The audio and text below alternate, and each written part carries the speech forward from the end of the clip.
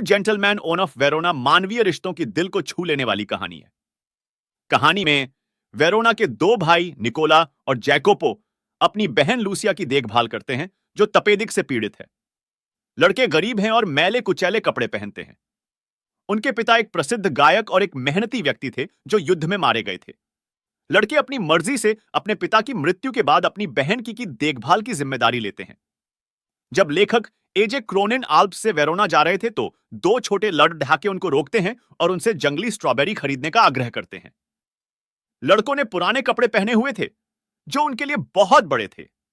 दोनों का रंग सांवला था और वे काफी पतले दिखाई दे रहे थे। वर्टिकल बार, उनके उलझे हुए बाल और काली आंखें थीं। वे बहुत गंभीर दिखाई दे रहे थे।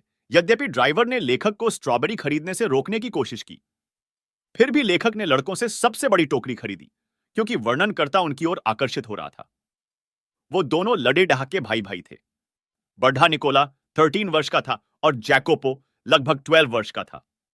अगली सुबह वर्णनकर्ता ने दोनों भाइयों को उनके होटल के बाहर जूते चमकाते हुए पाया। लड़कों ने उसे बताया कि दोनों लड़के फल बेचने और जूते चमकाने के अलावा टूर गाइड का भी काम करते हैं। जैसे ही लड़कों ने लेखक और उसके साथी को शहर के चारों ओर घुमाया, उसने देखा कि लड़के बहुत मासूम थे। जैकोपो काफी चंचल था और निकोला की मुस्कान बहुत आकर्षक थी। दोनों लड़के बहुत गंभीर लग रहे थे। सप्ताह के दौरान लेखक और उसके साथी ने वेरोना में बिताया। उन्होंने अक्सर उन लड़कों को देखा और पाया कि वो हमेशा लेखक और उसके साथी के लिए काम करने के लिए तैयार रहते थे।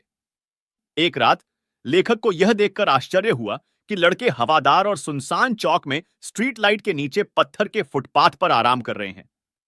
लगभग आधी रात हो चुकी थी और हालांकि वे थके हुए लग रहे थे, निकोला सीधा बैठा हुआ था, जबकि जैकोपो अपने भाई के कंधे पर सिर रखकर सोया हुआ था।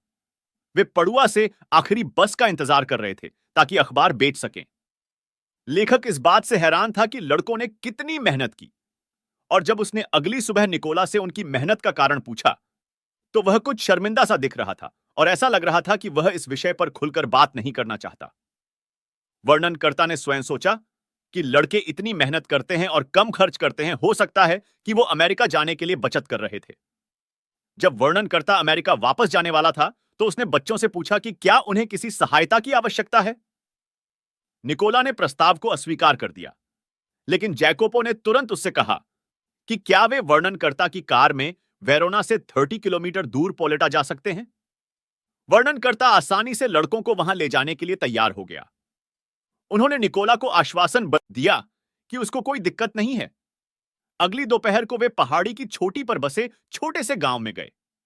पोलेटा में जैकोपो उसे एक बड़े लाल छत वाले विला में ले गया, जो एक ऊंची पत्थर की दीवार से घिरा हुआ था। जैसे ही कार रुकी, दोनों लड़के बाहर कूदे और वर्णनकर्ता से कहा कि वे 1 घंटे में वापस आएंगे। दोनों बच्चों बिल्डिंग के अंदर गए। कुछ मिनटों के बाद वर्णनकर्ता लड़कों के पीछे अंदर पहुंचा और उसने घंटी बजाई तो एक नर्स ने दरवाजा खोला। उसने उससे दोनों लड़कों के बारे में पूछा। वह वर्णनकर्ता को एक छोटे कक्ष के दरवाजे के पास अस्पताल में ले गई। कांच के दरवाजे से वर्णनकर्ता ने लगभग 20 साल की एक लड़की के बगल में बैठे लड़कों को देखा, जो तकिए पर टिके हुए बैठे थे, उनकी बातें सुन रहे थे। उसकी आंखें नम थीं। लेखक ने तुरंत महसूस किया कि वह उनकी बहन थी। नर्स ने लेखक को बताया कि इन बच्चों ने पहले अपनी मां को खोया था। उन्होंने युद्ध में अपने पिता को खो दिया। उनके पिता एक जाने माने गायक थे। कुछ ही देर बाद एक बम ने उनके घर को तहस नहस कर दिया। नतीजतन तीनों बच्चे बेघर हो गए। हमेशा सुखी और संस्कारी जीवन जीने वाले बच्चों को खाने की कमी और ठंड का सामना करना पड़ा। महीनों तक वे मलबे के बीच अपने हाथों से बनाए घर में रहे। फिर 3 साल तक जर्मनों ने शहर पर शासन किया। फिर ये बच्चे जर्मनों से नफरत करने लगे। जब जर्मन्स के विरुद्ध आंदोलन गुप्त रूप से शुरू हुआ, तो वे सबसे पहले इसमें शामिल हुए। जब युद्ध समाप्त हो गया और अंत में शांति हो गई, तो वे अपनी प्यारी बहन के पास लौट आए।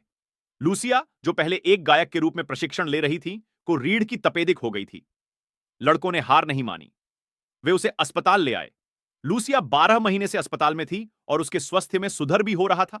बच्चों के मन में यह उम्मीद है कि वो ठीक हो कि फिर से चलने लगेगी और गाएगी। बच्चे उसके इलाज का भुगतान करने के लिए कड़ी ही मशक्कत कर रहे थे। वर्णनकर्ता वापस बाहर चला गया और लड़कों के बाहर आने तक प्रतीक्षा करता रहा। फिर वह उन्हें वापस शहर ले गया। उसने उन्हें यह एहसास नहीं होने दिया कि वह उनका रहस्य जानता है, हालांकि वह उनकी मेहनत से बहुत प्रभावित था। युद्ध उनका हौसला नहीं तोड़ पाया था। उनकी निस्वार्थ सेवा मानव जीवन के लिए एक उम्मीद थी और मानव समाज के लिए एक बड़ी आशा का प्रतीक था।